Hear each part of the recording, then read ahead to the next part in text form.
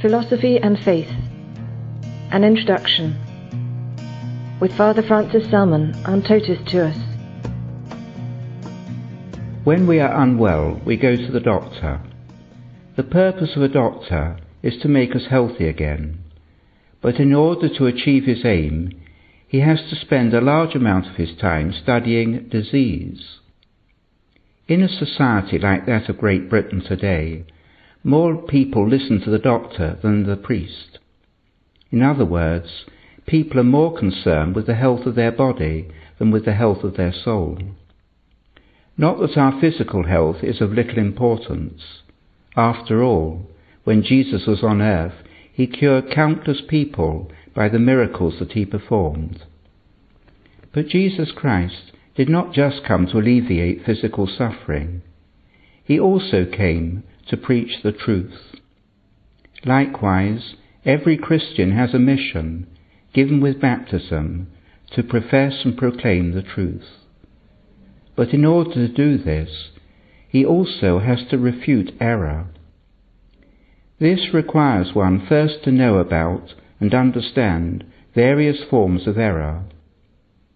Also, many of the criticisms and attacks on the Christian, especially Catholic faith, come from reason, and have therefore to be patiently answered and refuted equally by reason.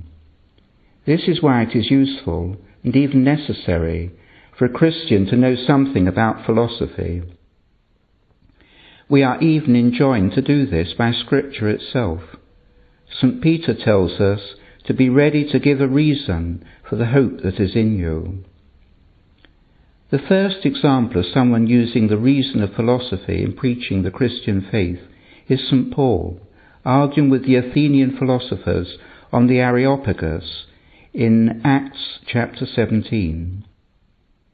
One of the fathers of the Church, St. Gregory Nazianzen, said that attention to logos, with a little l, meaning reason, is fitting service of the logos, with big capital L, meaning the Word, the Divine Word. And Blessed John Henry Newman said that the gift of faith does not dispense us from using our minds. God clearly means us to use our minds, since our contemporaries rightly expect us and the Church to have answers to various questions, but we do not find the answers explicitly stated in Scripture. To give just one example, the Bible tells us that the world was created by God, but many people today think that it is the result of chance.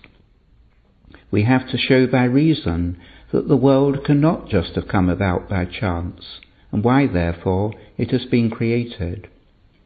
This use of reason is philosophy. Philosophy also helps us to reflect more deeply on what has been given to us in revelation for our faith.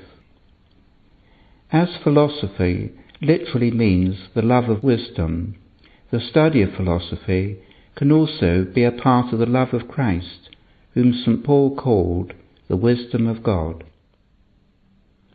With these words of introduction in mind, I propose to give a simple outline of philosophy in 12 talks. Each talk will last just 8 or 9 minutes. We shall start with Plato and Aristotle, who provide the foundation of all philosophy, and go up to the 20th century.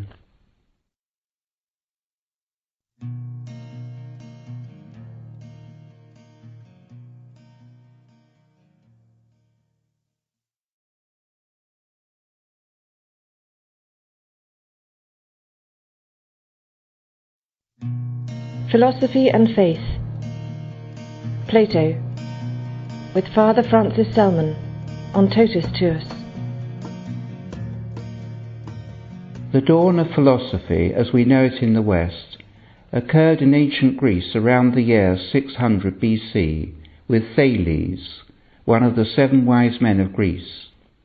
But only fragments of the earliest philosophers have come down to us in the writings of others.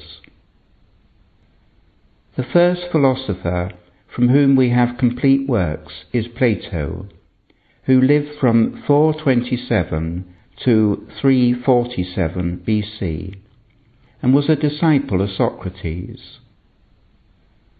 Socrates was condemned to death by the Council of Athens in 399 BC on a charge of impiety, for supposedly undermining belief in the mythical gods of ancient Greece.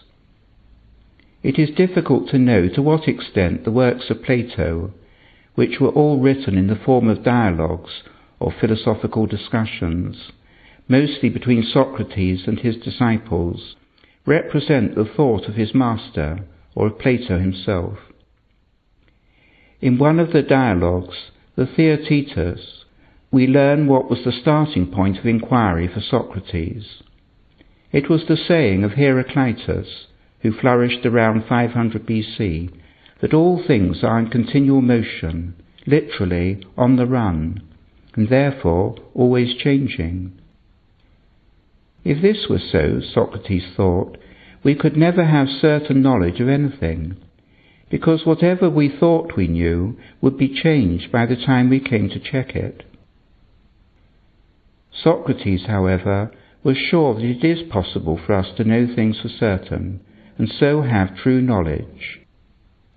But as we cannot have it of changing visible things, he turned to the consideration of abstract things that remain constant, like the virtues, asking what is justice, what is courage, and what is knowledge itself.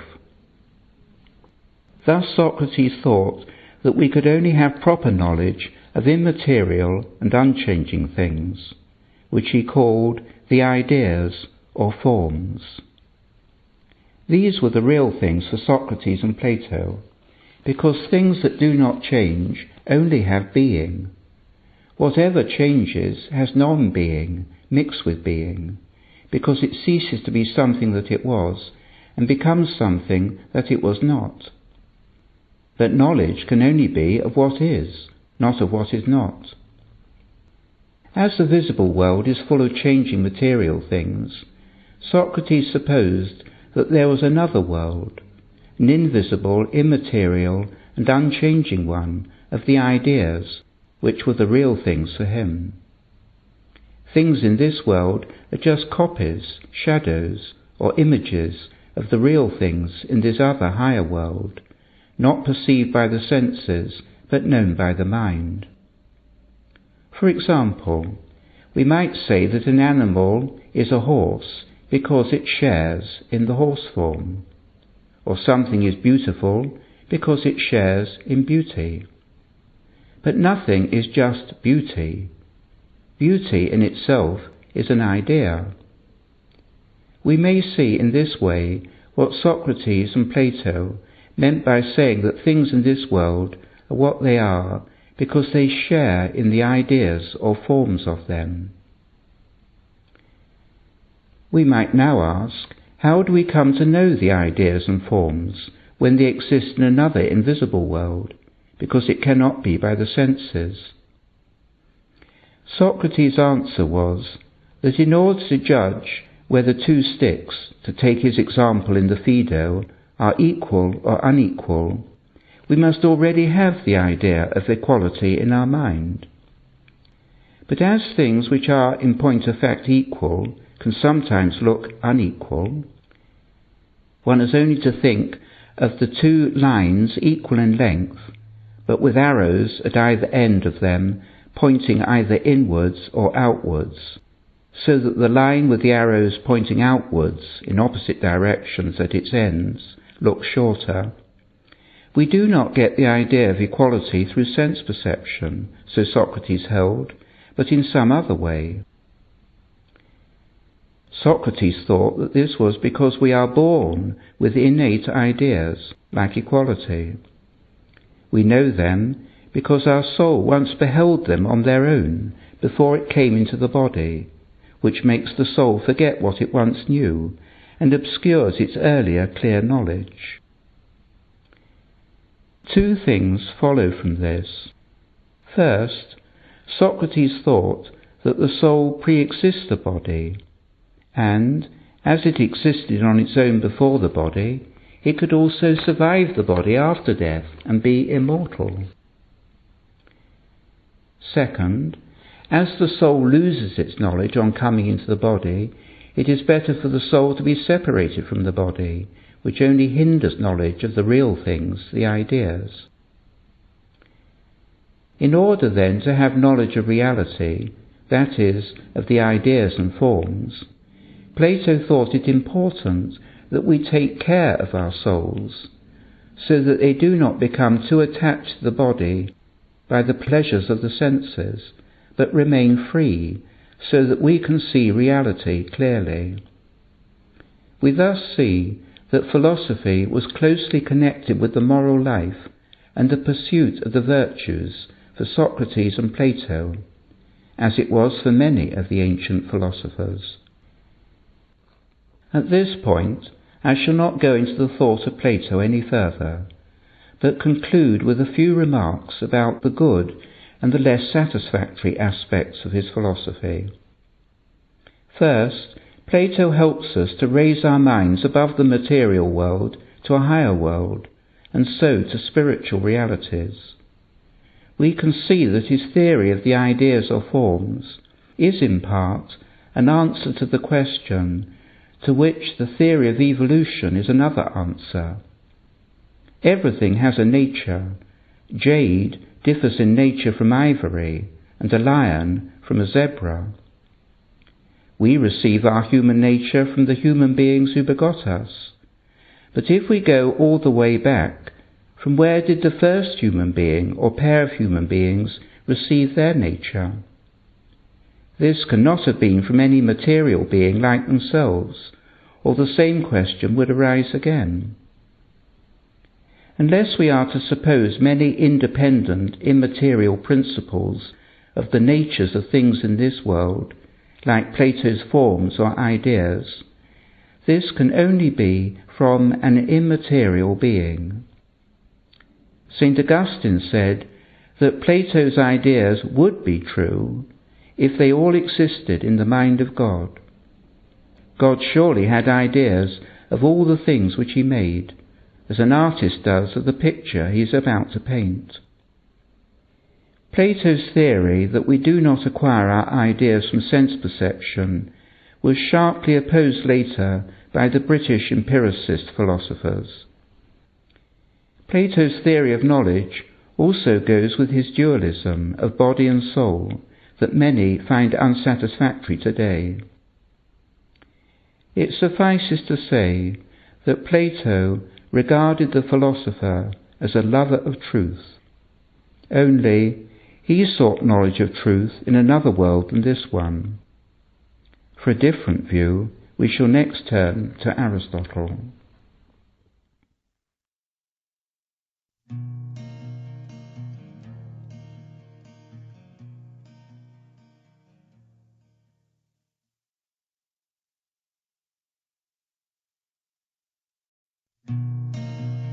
Philosophy and Faith. St. Augustine, with Father Francis Salmon, on Totus Tuus. Although St. Augustine belongs to the end of the ancient world, he was born in AD 354 and died in 430 as the Vandals were overrunning northern Africa, where he was bishop in Hippo. He was also a surprisingly modern man in some respects. He gave us, for example, the first psychological autobiography ever written, his famous Confessions. In this book, he tells us that as a young man, he was attracted by the philosophy of Plato. He also lived with a mistress, but his mother, St. Monica, persuaded him to give up his mistress so that he could pursue a proper career. So he sailed to Italy to become an orator, but he was disillusioned in Rome and moved to Milan. Here he met St. Ambrose. The result was that he became a Christian, baptized in the year 387. Within a few years he gave up his academic life, became a priest and bishop of Hippo in 395. In the middle of all his pastoral cares, he wrote 2 great books, The City of God, which gives us a philosophy of history, and the On the Trinity, De Trinitate, where we find his philosophy of mind. In this talk, I want to consider just briefly 3 topics in his philosophy. They are words, memory, and the soul. St. Augustine possessed a wonderful capacity for exploring the mind. When it is one's own mind that one is exploring, we do this by introspection, looking within ourselves. Thus, St. Augustine is the master of what might be called innerliness.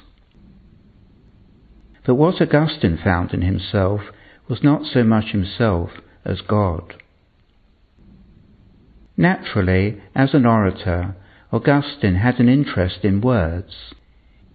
In an early work, On the Teacher, De Magistro, he asks the question, what does the teacher teach a pupil? In other words, what does someone learn from the teacher when he teaches? For example, what do I learn from someone who teaches me the meaning of a word? Do I just learn the meaning of a word? Does a word just signify an idea or meaning, which is as though the object that the word names? Or does a word signify and refer to a reality? We are taught the meanings of words and what things are called when we are children. For example, when we learnt the names of colours. What is orange? That is orange, a colour, or a piece of fruit that is a real object. The word river obviously names a real thing or object. But what reality does the phrase no river name? I just mention these few examples because we are using words all the time in communicating, but we rarely reflect on the nature of words. St. Augustine saw that words are signs. The word word is itself a sign of something. St. Augustine was the first to think of sacraments as signs of inner realities. Not all words are signs of things. Some are the logical constants and connecting words like and, but, although. But how do I know that what the teacher is telling me is the true meaning of a word? Here, St. Augustine says that the teacher does not really teach me anything. Rather, he reminds me of realities that I already know. And how am I already to know these realities, real things? Because God illumines my mind. When the teacher tells me something, I consult the truth that is within me, St. Augustine says, to see that what the teacher says is true. Our real teacher is Christ, the one who teaches within, our interior teacher. Once Augustine had become a Christian, he could no longer hold that our souls pre-exist, as Plato believed. So he had to find some other way that we know ideas. He said it was by divine illumination. Aristotle had said that we have to make our ideas. We are not already born with them, as Plato thought. But Augustine said that God puts the ideas in us. This theory of ideas later influenced Descartes, the father of modern philosophy. We now come to memory. Augustine wrote a wonderful section on memory in Book 10 of the Confessions. Augustine is searching for God. He searches throughout the universe, from the fish at the bottom of the sea to the stars in the furthest heavens. But each thing that he asks in turn replies, "We did not make ourselves. Seek higher." In the end, Augustine realizes that God is not to be found in the things outside him, so he turns within himself. His reflections on memory are part of his search for God. Augustine thought that we could not seek God unless we had some memory of him, and therefore some memory of God had remained in mankind after the fall, which was transmitted from Adam. He saw evidence of this in the fact that everyone seeks happiness. Remember that happiness was the purpose of philosophy for Plato and the end of life for Aristotle. But we could not seek happiness unless some original memory of it remained in us. He observes that everyone likes to think that their happiness is founded on truth. No one wants his or her happiness to be shown to be false. We find many things in our memory, historical dates, theorems of mathematics, and so on. Memory was like a great treasure house in Augustine's view. One of the things we find in memory is ourselves. This is to be conscious of ourselves, when we do not forget ourselves. Thus memory came to have a second meaning in St. Augustine, of self-consciousness. When I am conscious of things outside me, they are present to me. But when I am conscious of myself, I am present to myself. Nothing is more present to the mind, Augustine remarked, than the mind itself. Thus, the mind knows itself. What did Augustine think that the mind knows about itself? That it is not material like the body, but immaterial. Here, I think that St. Augustine gives two good reasons, which retain all their relevance for today. First, as the mind knows it is distinct from the material things it thinks about, if it were air or fire, as some of the ancient philosophers thought, it would think of air or fire in another way than it does about other matter, and so not with an imaginary fantasy. But we do not think of air or fire in another way, so the mind does not consist of anything material, it is immaterial. Second, the mind does not have parts like a body. It is not extended like material bodies. Here we find the origin of Descartes' distinction of the universe into extended and thinking substances. The mind consists of memory, understanding, and will. But these are not three parts of the mind. The mind is all three of these indivisibly. Thus St. Augustine could use the mind as an analogy for the Holy Trinity. The Father, Son, and Holy Spirit are each God, but there is only one God, not three, just as the mind is wholly memory, wholly understanding, and wholly will. The connection between the understanding and memory is the will. The will directs the mind to the memory, where images are stored, and also directs the attention of the mind to its objects of thought. We don't look outside ourselves to the ideas and forms as Plato did, but turn inwards to the memory.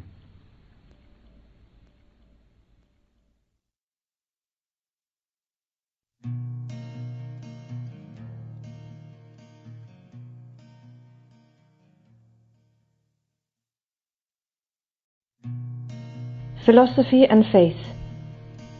St. Thomas Aquinas, with Father Francis Salmon, on Totus Tuus. Although St. Thomas Aquinas, who lived from 1225 to 1274, was primarily a theologian, he was also a philosopher in his own right, and indeed one of the greatest philosophers.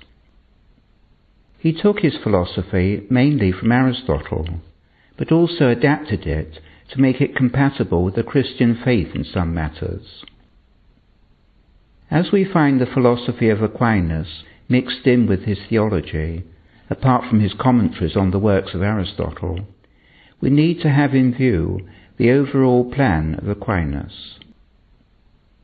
This was the scheme of exitus and redditus, of all things coming from God and returning to him. They come from God as their Creator, the beginning of all things. They return to him as their end. Although, in the opinion of some, Aquinas' main contribution to philosophy was his philosophy of mind, the most important point of his philosophy, to my mind, is what he says about existence. If I were to single out one article among all the articles and questions which Aquinas wrote as the key to everything else that he says, it would be this: if, therefore, God is not his existence, he will be a being by participation and not by essence. Therefore, he will not be the first being, which is absurd to say. With these words, St. Thomas draws the distinction between God and all other things.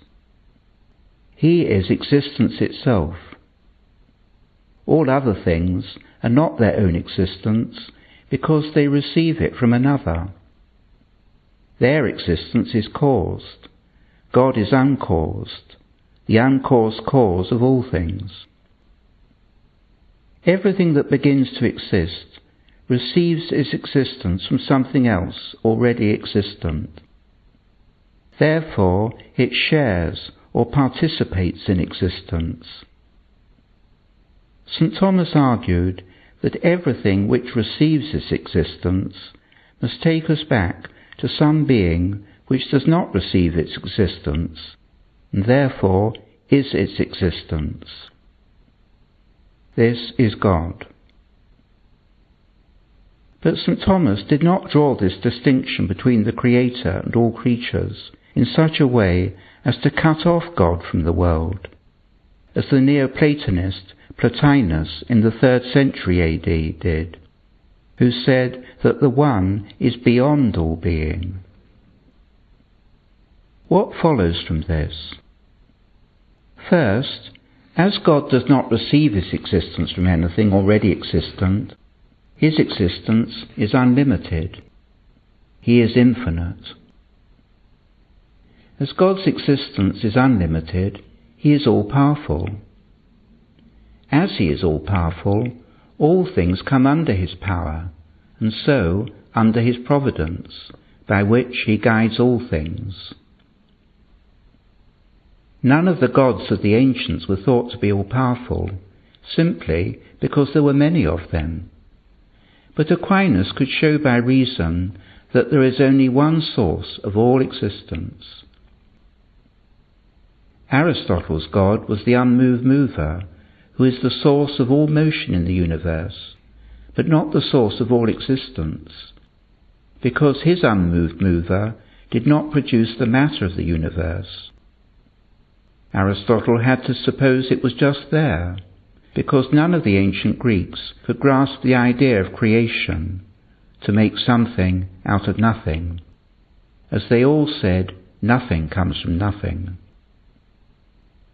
St. Thomas was thus able to show that the heresy of the Manichees was not just against Scripture and the Christian faith, but also contrary to reason. The Manichees taught that the material universe is not the product of God, but of some rival being, a demon, who is the principle of evil and darkness, as opposed to goodness and light. But Aquinas shows that there can only be one source of all existence, as there can only be one being who is existence itself.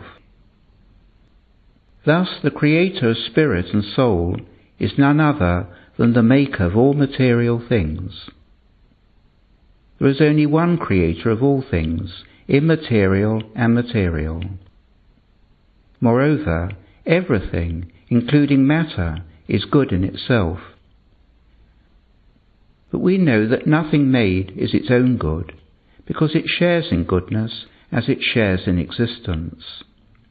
There is always some good beyond it, which is a higher good. As no creature is its own good, it is not its own end. Thus, God, beyond whom there is no greater good, is the end of all things. Aquinas remarks that all things, in seeking their own good, even unknowingly, seek God. God is the beginning of all things as the source of all existence, and the end of all things as the good itself. Aquinas thought that there is a scale of being in the universe. God did not just make material things, but also immaterial ones. These are angels and human souls. Some of these, angels, are purely immaterial like himself. Others are joined to material bodies. These are human souls. Unlike Plato, who thought that the soul was better separated from the body, Aquinas maintained that it was natural for the soul to be united to the body. Like Aristotle, he held that the soul is united to the body as its form, because it makes the body a living thing. For Aquinas, a human being is a unity of body and soul. Only on this understanding of a human person can we see the point of the resurrection of the body, whereas for Plato there could be no point in the resurrection of it if it is better for the soul to be without the body.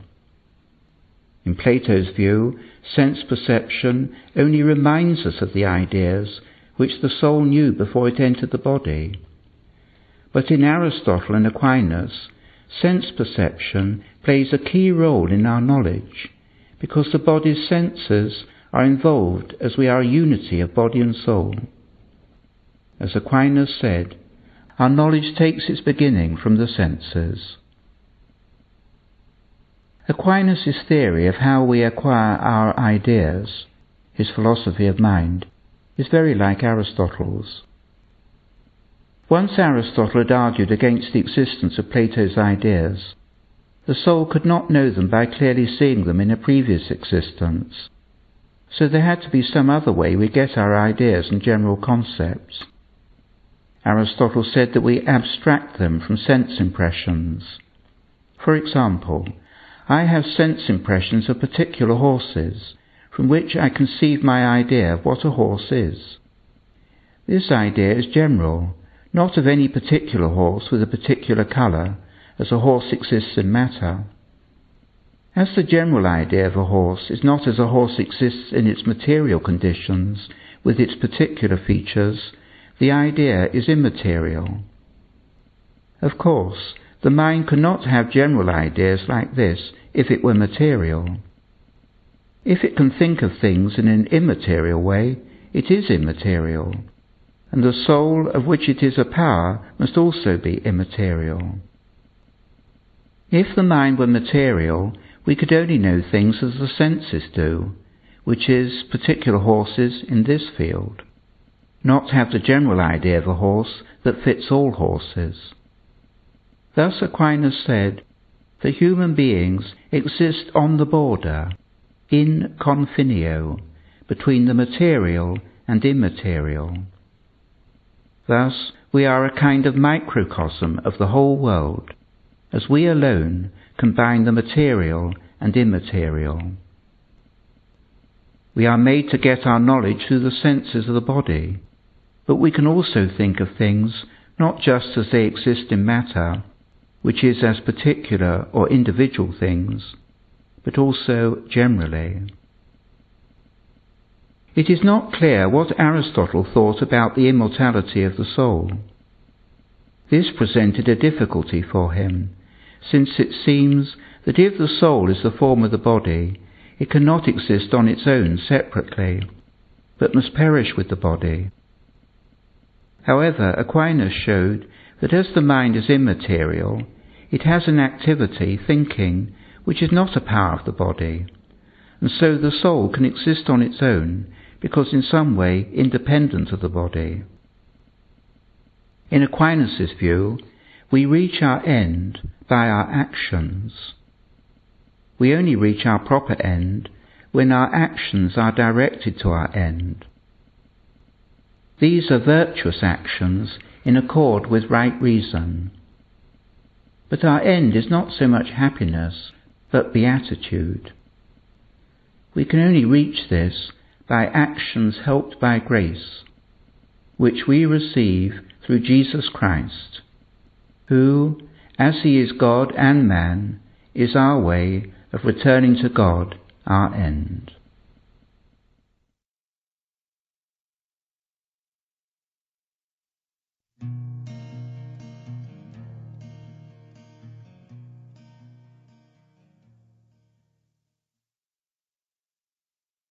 Philosophy and Faith.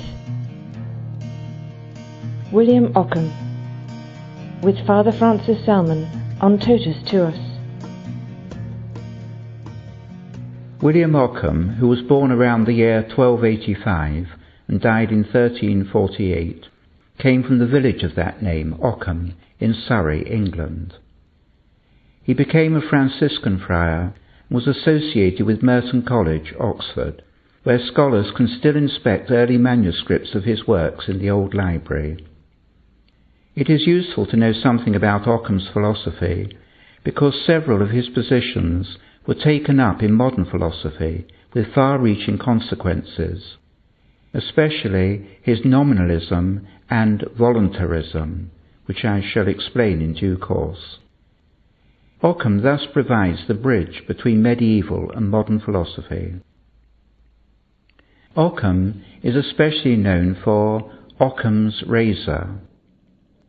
This razor was his resolve to eliminate as many abstract terms from philosophy as possible, expressed in his dictum, "It is vain to do with many what can be done with few terms." In particular, he wanted to abolish the distinction between the essence and existence of a thing. We might think, like Aquinas, that the essence of, say, an animal is distinct from its existence, because each animal has its own existence, but it shares a common nature with other animals of the same species. Ockham, however, maintained that as every nature only has real existence in an individual, and Aquinas would have agreed with him so far, therefore every individual is its own nature, and there is no such thing as a common nature shared by individuals in reality. The difficulty with Ockham's position, however, is that we have no reason for identifying a lot of animals, say as bears, and calling them all by the same name, bear, unless they really have something in common, a common nature, or, to put this in another way, unless what they have in common is something real. We can only name things by the same name when they have something in common. The Latin word for a name and noun was nomen, from which we get the word nominalism. Nominalism is the doctrine that our common or general names, words like bear, fox, rose, daisy, which are properly the names of natures, although we apply them to individual things with these natures, that these common nouns do not name anything real, because there's no such thing as a general nature in reality, but only the nature of this and that individual. Thus the name is just a name, hence nominalism. Our names like fox, daisy, and so on, are names of general natures, which do not really exist, but are only ideas in our minds. The question whether anything universal exists in reality has been much disputed throughout the history of philosophy and is still a live topic today. Plato thought that universals exist in reality. The horse form was the horse essence, existing as an independent object in the world of ideas. Occam thought that universal words were just names of ideas, not of anything real. In other words, universals existed only in the mind. But Aquinas, following Aristotle, took a middle position. He said that our universal words, as universals, only name something in the mind, for nothing is universal in its actual existence, but individual. But the universal ideas in our mind are of something that exists in reality, although it is only found in individuals, namely, of natures that can be shared by many individuals. For example, all horses have the horse nature. It will not be difficult to see the consequences of Occam's nominalist view. As there is nothing real in common between individuals, the only things that exist in reality are individuals. The world just consists of individuals. As there is nothing common between them in reality, they are not really related. And unless things are related in some way, we cannot know the causes of things, because cause and effect is a relation between two things, say, between a sculptor and her statue.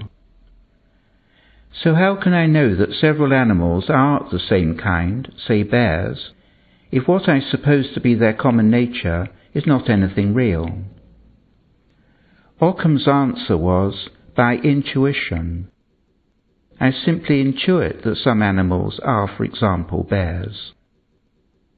As one intuition was never the cause of another intuition for Occam, it followed that one thing did not cause another. A world that just consists of unrelated individuals is a purely contingent world. That is, a world in which there is no necessity, and anything might not happen. For again, a cause is a relation. Occam's voluntarism in ethics followed from his nominalism. Voluntarism is the doctrine that actions are not willed by God because they are good in themselves, but an action is good simply because it is willed by God. Hence, voluntarism, from voluntas, the Latin word for will. On this view, it is always possible for God to will something quite arbitrarily, and hence make it good, although it is not intrinsically good. If a thing were good simply because God willed it, although it was not really so, then it would only be good in name, or nominally good. Hence, voluntarism follows from nominalism. The case of God commanding Abraham to kill his own son Isaac readily lends itself to a voluntarist interpretation. Voluntarism is also known as the divine command theory of ethics. Of course, you might want to hold that things are good merely because God wills them. But what follows from the voluntarist theory of Occam? First, as an action is simply good because God wills it, we can only know what is good by knowing what is God's will. But we only know God's will by revelation. Then, it would not be possible for all human beings to know just by reason what is good and wrong, irrespective of their religious beliefs, and even if they have no religious belief.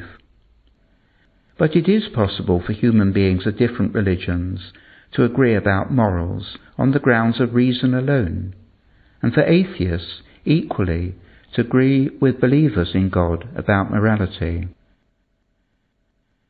Occam's motive for advocating voluntarism was his desire to uphold the sovereignty and complete freedom of God. There should be no restriction to what he can will, but whatever God wills is good. Voluntarism may work as long as what is good is what God wills, But what happens when God is left out of the picture, as in the 20th century and today? Then what is good becomes what we will, as in existentialist philosophers like Jean-Paul Sartre, according to whom every individual should be free to make up his or her own code of morals, because freedom is more important than anything else. God's freedom is replaced with our freedom. Thus we see that Occam's voluntarist theory of morals, which derived from his nominalism that the world just consists of individuals, has led to the widespread individualism in Western society today, strengthened by the frequent appeal today to individual rights. Another consequence of Occam's philosophy was that it paved the way for the Protestant Reformation in the 16th century, which of course had a profound effect on the subsequent history of Europe and Northern America. I give just one example. Luther and Protestants have differed from the Catholic Church about the doctrine of justification. Luther held that when we are justified, all this means is that God does not count our sin against us. We are as though without sin. In other words, we are not really changed interiorly when justified, but we are only justified in name, that is, nominally justified. I do not mean that nominalism caused the Reformation, but it certainly provided a ready way of thinking for those who differ from the Catholic Church. Also, the principle of Protestantism is, of course, of individual conscience. We see in Occam how ethics can follow from a metaphysical position. Indeed, ethics depends on metaphysics, that is, our view of reality.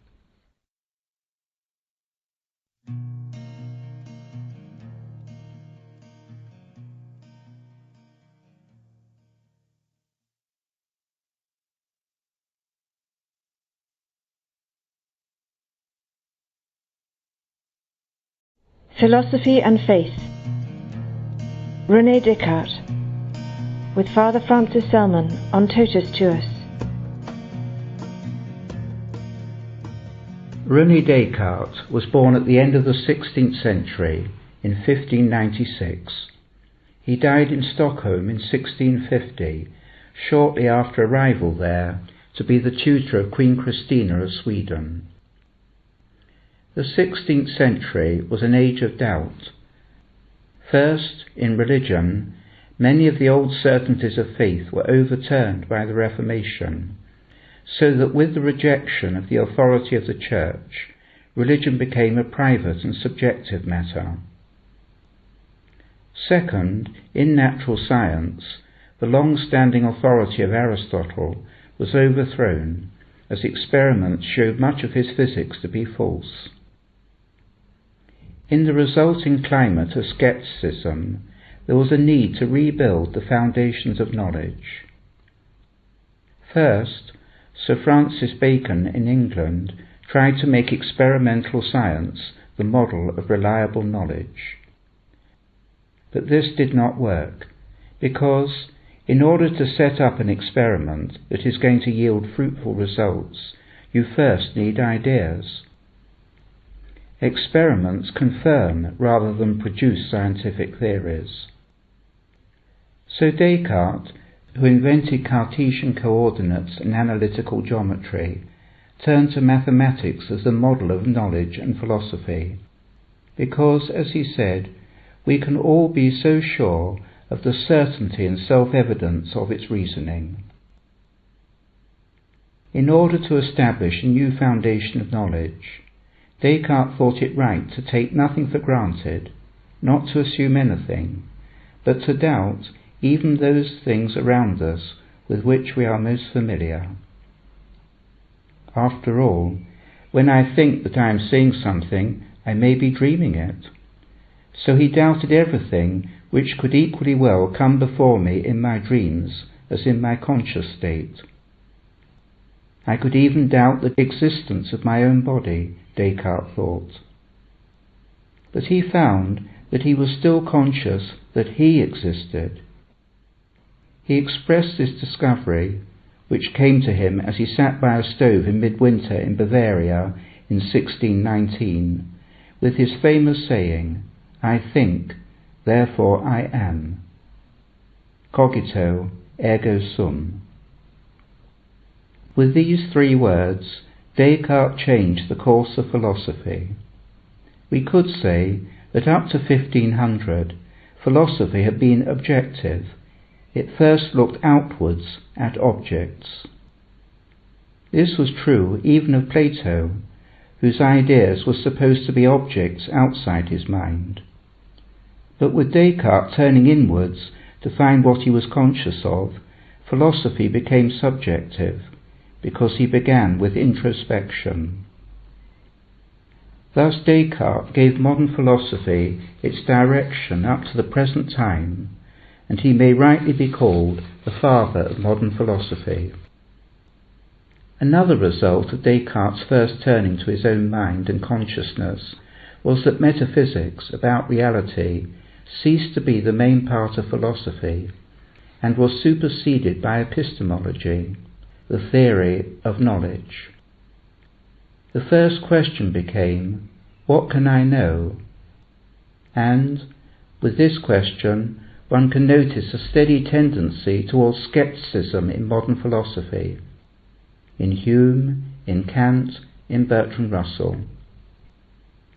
We should note, however, that Descartes did not begin with doubt for the sake of doubting, but in order to reconstruct an indubitable foundation of knowledge.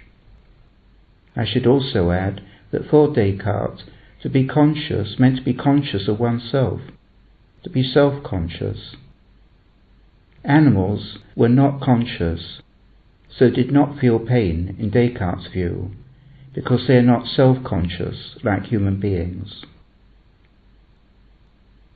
The next question for Descartes was, what was this I which was conscious of its existence? It could not be a body, because Descartes was doubting the existence of his body, and consequently supposed that he was unaware of it. It followed that whatever he was, who could say, I am conscious that I exist, could not be a body, and must therefore be something immaterial. So what I am must be my soul. As Descartes wrote in his Discourse on Method, Part 4, thus this self, moi, that is to say, my soul, by which I am what I am, is entirely distinct from my body. Descartes concluded that he was a thinking substance, a res cogitans. He divided the world into 2 kinds of substances, thinking ones, human souls, and extended ones, material bodies. At this point, Descartes' dualism of body and soul calls for 2 comments, one about the soul, the other about bodies.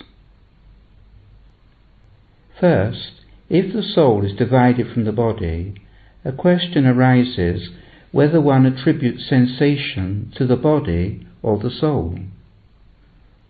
On the one hand, nothing without a soul can have sensation.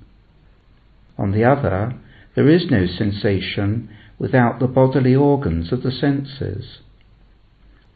Descartes took the first option and ascribed sensation to the soul, because, on his understanding, the thoughts, cogitationes, of a thinking substance were not just what we properly call thoughts, but included anything we are conscious of.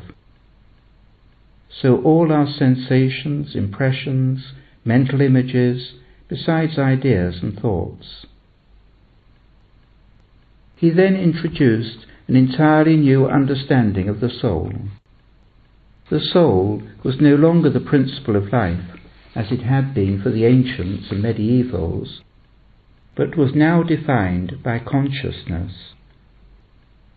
We recall that consciousness meant self-consciousness for Descartes, and therefore he didn't think that animals had any kind of soul, not even a sensitive one.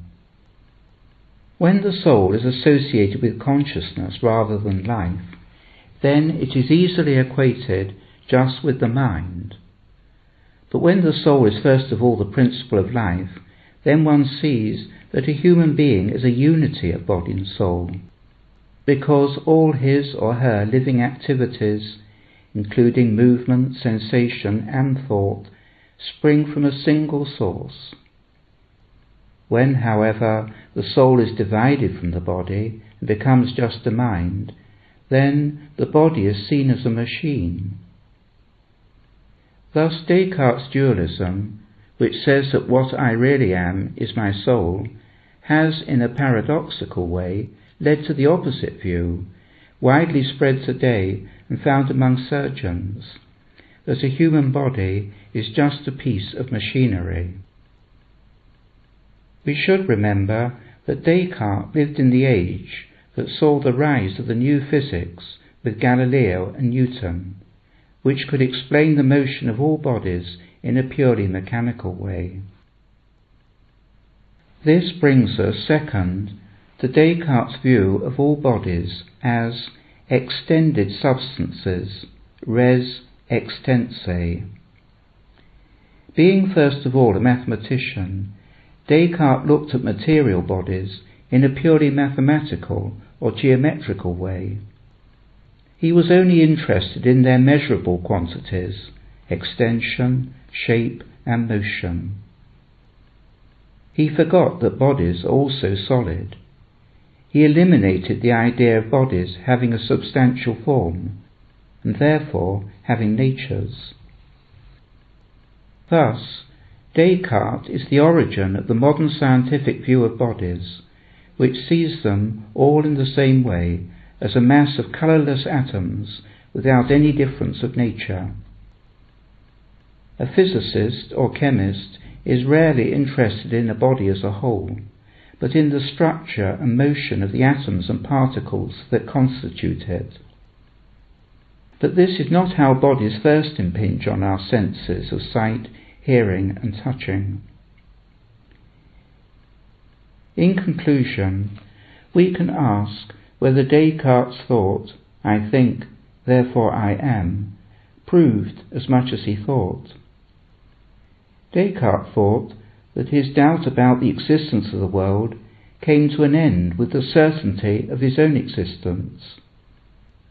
But other people have thought that it proved no more than that he existed, that it led into solipsism, the view that I am the only person who exists because I am only conscious of myself. Descartes forgot that he could not have had this thought without his body, because he had conceived it with words, which he had learnt from other people by hearing with his ears what they uttered with their mouths. As a student once observed to me, if the world did not exist, Descartes could not have existed. Perhaps it is not so clear that we can think the world is an illusion, and our senses are more reliable than Descartes allowed.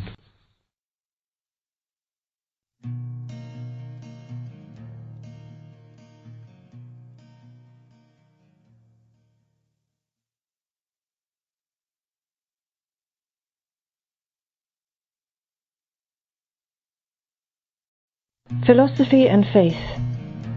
Immanuel Kant, with Father Francis Salmon on Totus Tuus. Immanuel Kant, who lived from 1724 to 1804, was the first of the German idealist philosophers. He spent the whole of his life in Königsberg in East Prussia, now Kaliningrad in Russia. He wrote a Critique of Pure Reason and a Critique of Practical Reason, published in 1781 and 1788 respectively. He was also the first to suggest that when we look at the Milky Way, we see the vertical section of a galaxy. We have seen in our previous talk that the British empiricists held that our ideas are derived from sense experience. At the same time, Kant read in Hume that we cannot know about universal laws of nature from experience, because we cannot know that the sun will rise tomorrow. Kant, however, who had a great admiration for the science of Newton, was sure that it is possible to know laws of nature. Mathematics and physics, for example, state universal laws. If we cannot know them a posteriori, that is, after experience, as Hume held, then it must be a priori. Before Kant, ideas were thought to be either analytic, contained in the subject by definition, and a priori, or a posteriori and synthetic. Kant, however, thought that there could be synthetic ideas which are not known a posteriori, but a priori. And his critique of pure reason could be said largely to be an attempt to show the possibility of synthetic a priori ideas. An example of something that is known a priori, but synthetic, is Newton's first law. A moving body continues to move in a straight line at a constant speed unless another force acts on it.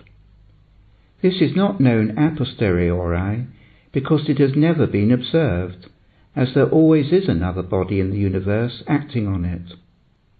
So we know it a priori.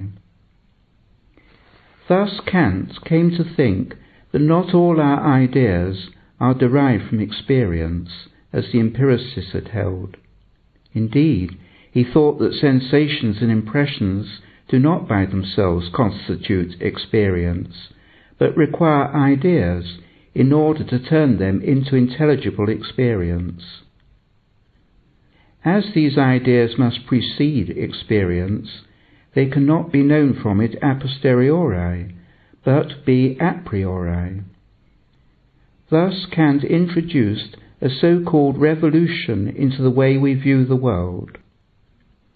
Just as Copernicus taught us not to think that the heavens revolve round the earth, but, on the contrary, the earth goes round the sun, so Kant proposed that our ideas are not based on the structure of the world, but the way we see the world is conditioned by ideas that come from our mind.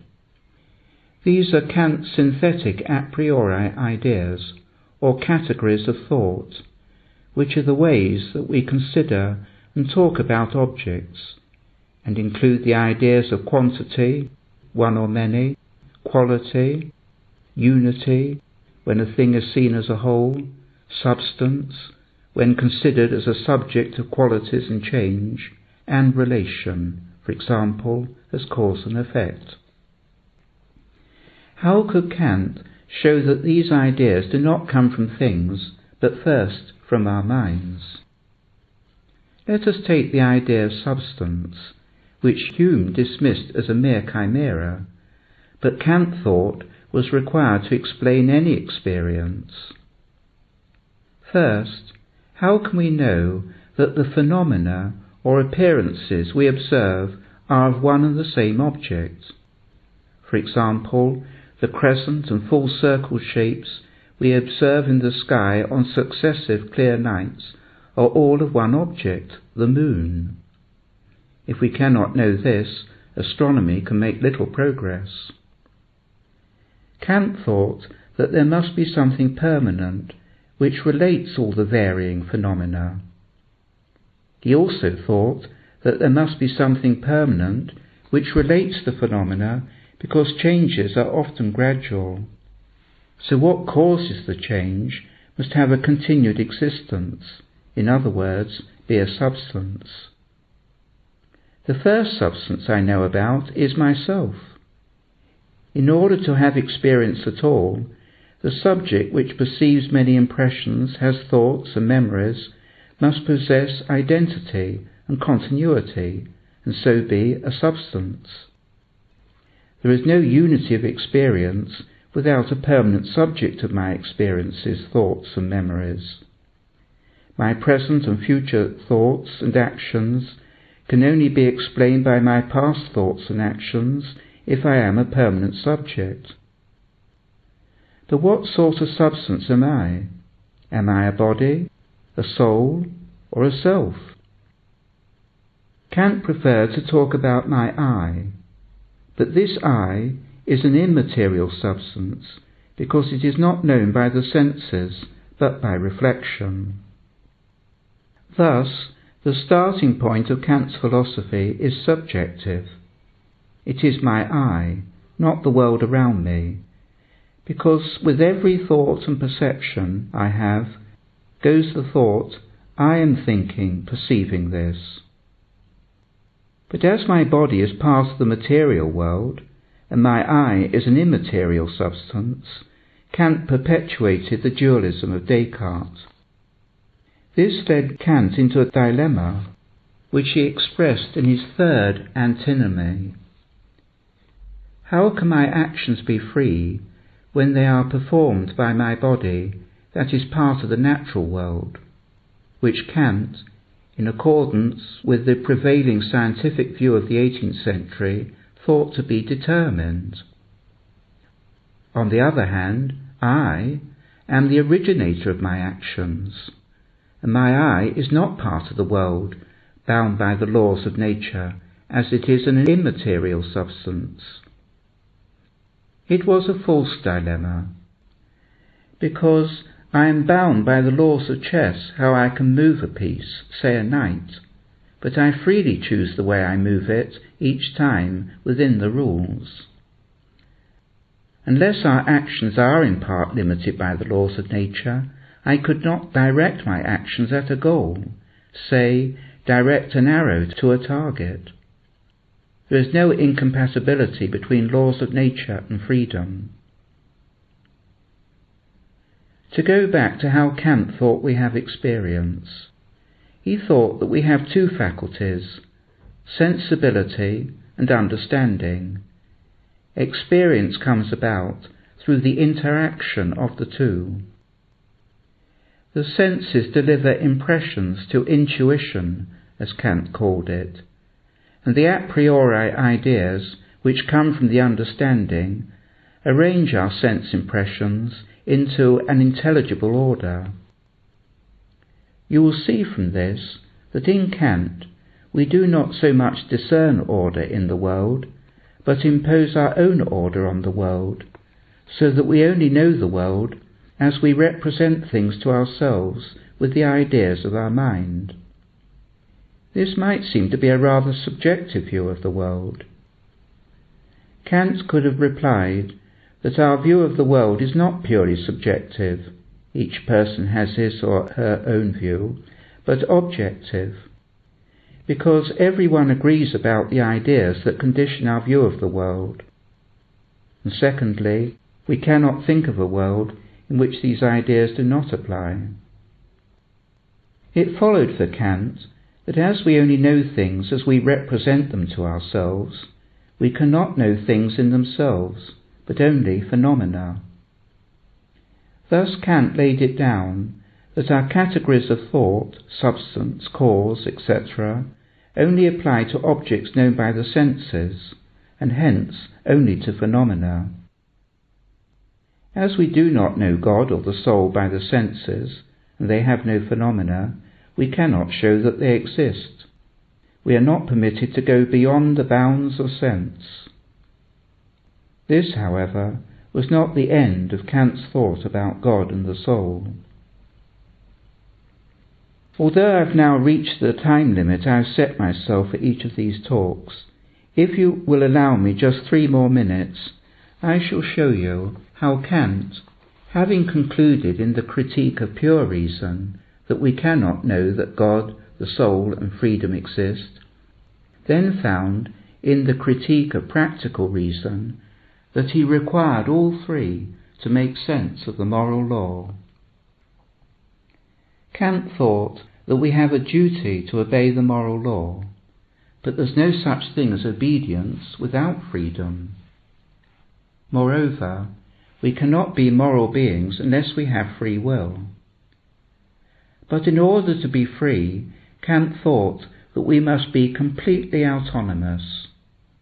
We are not autonomous if the law that we must obey is imposed on us from outside. Therefore, the moral law does not come from God, but we must each be the author of the moral law. This, however, did not mean that Kant thought that we are free to do what we like. Quite the contrary, there was one constraint, which Kant called the categorical imperative, which applies to everything I want to make a law for myself. I should so act that whatever I choose could be made into a universal law for everyone else to obey. So, if I do not want anyone else to deceive me by lying or breaking promises, I should not deceive others myself. It followed for Kant that, as I am autonomous, literally follow my own law, everyone else enjoys an equal autonomy, and therefore we should not use anyone as a means towards our own ends. Each person is an end in himself or herself. We should not exploit others, and slavery is excluded. This is a noble thought in Kant, but it does not follow, because I should not treat anybody as a means to my own ends, everyone is an end in himself or herself. The end of everyone is God. Kant thought we had a duty to promote the highest good, which is happiness. Happiness, Kant thought, lay in the harmony of our wills with nature. But, as we are not the cause or author of nature, the connection between morality and happiness cannot be grounded in our reason. The ground of this connection must therefore be the cause of nature, which, as it follows laws, must be an intelligent being, consequently God. Kant also thought that there is endless progress towards this harmony of our will with the moral law, even beyond this life. Endless progress, of course, required the immortality of the soul. Thus Kant found himself constrained to bring back God, the soul and freedom by the back door, so to speak. It seems to me, however, we have little reason to act as though God, the soul and freedom existed, because the moral law requires them, unless we know that they exist. If Kant could properly hold that they are postulates of practical reason, he should also have admitted that we can, after all, know that God, the soul, and freedom exist.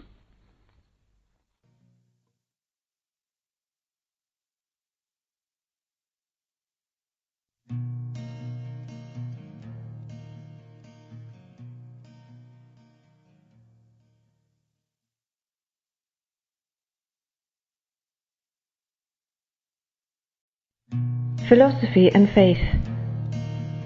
Georg Wilhelm Friedrich Hegel, with Father Francis Salmon, on Totus Tuus. Georg Wilhelm Friedrich Hegel, the last of the German idealists, was born in 1770 and died in Berlin, where he had been professor of philosophy for 13 years, in 1831. He produced his Phenomenology of Spirit when a lecturer in Jena in 1803. We find his political theory in The Philosophy of Right, published in 1821. His philosophy represents the attempt to fit all branches of knowledge into a unified system, which can be summarized in one sentence. Absolute Spirit objectifies itself in the world, and through the world comes to complete self-consciousness. Let us see how this happens according to Hegel. First, Hegel posits the existence of absolute spirit, or mind. Hegel uses the German word Geist, which means spirit.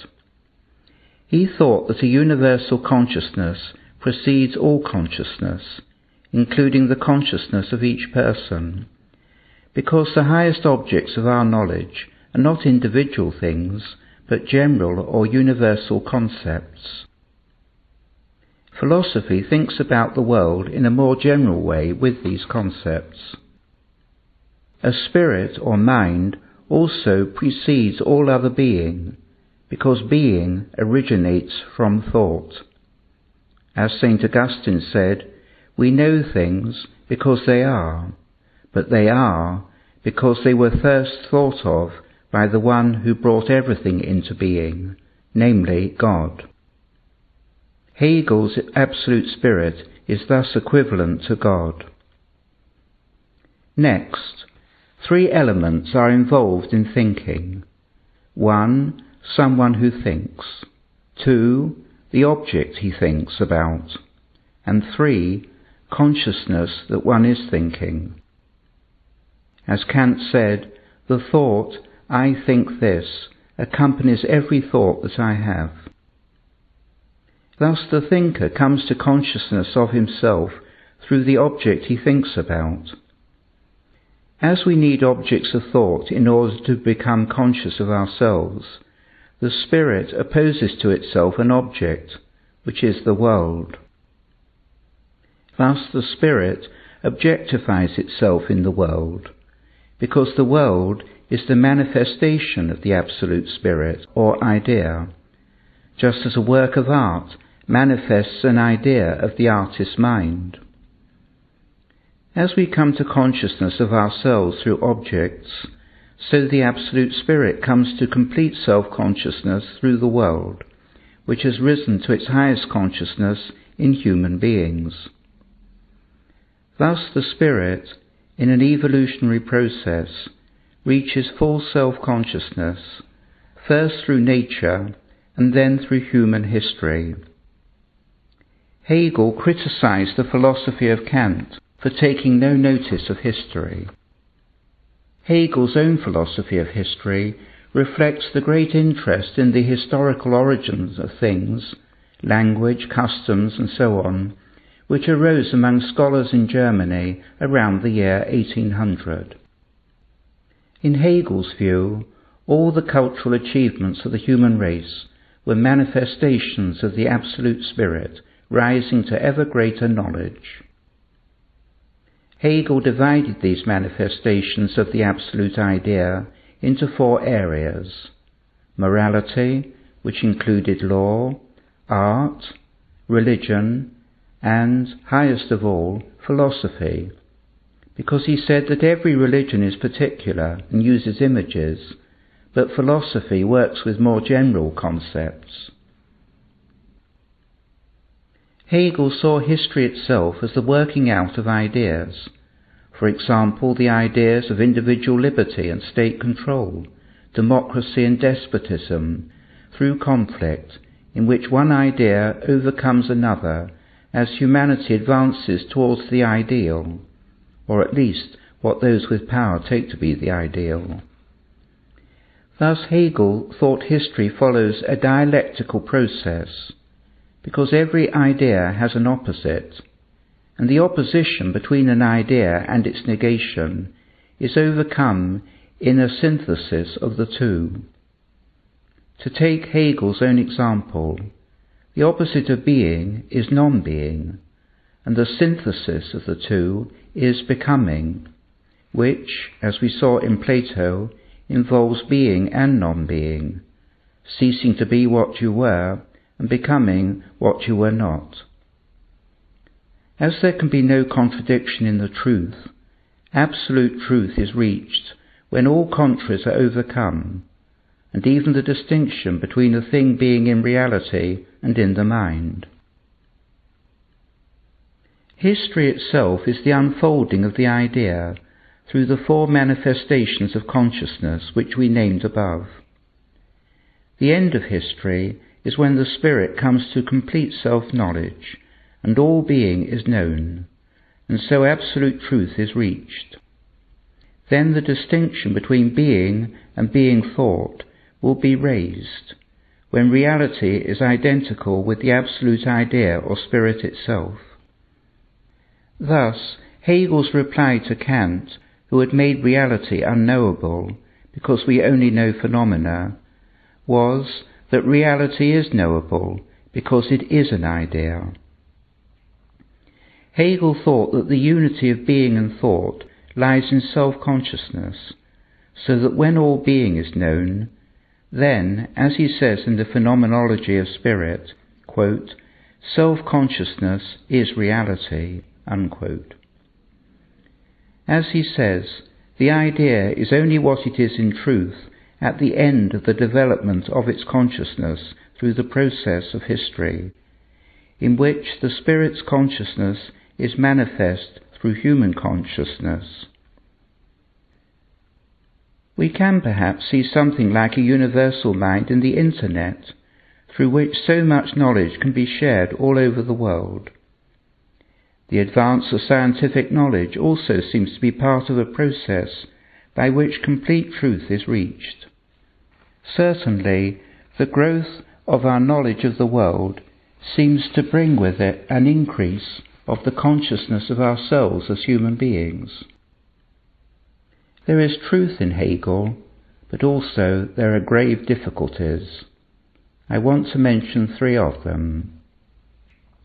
First, there is an internal inconsistency in positing an absolute spirit at the beginning, but it only becomes absolute when it has reached complete self-consciousness at the end of history.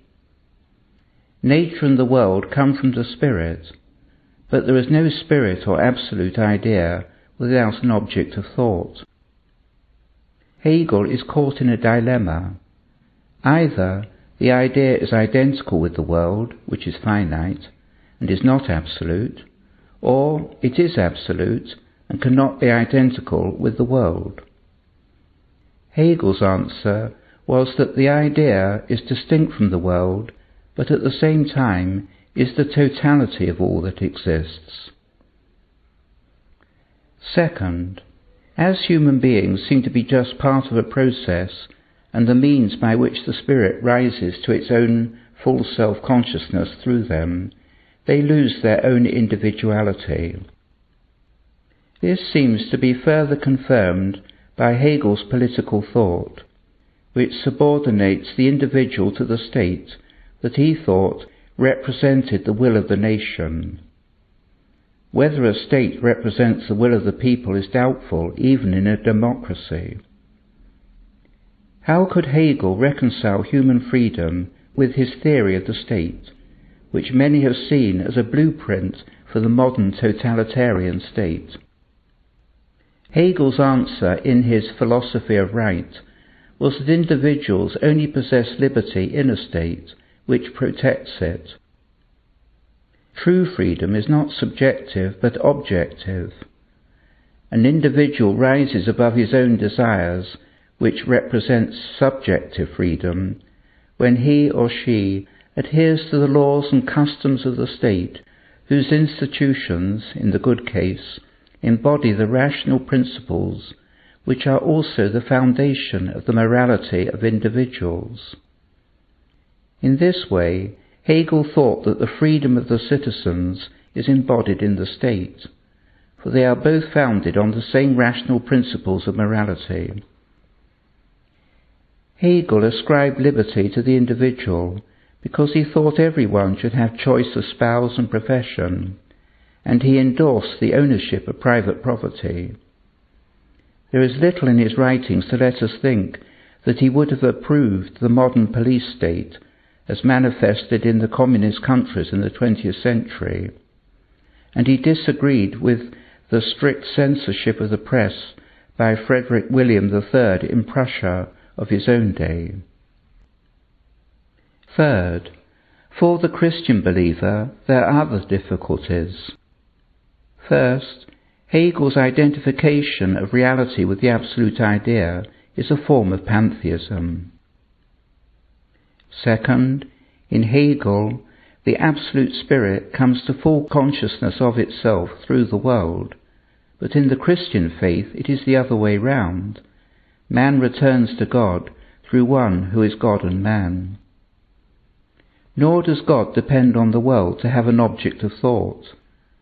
The Word came forth in God's thought of himself before ever the world was.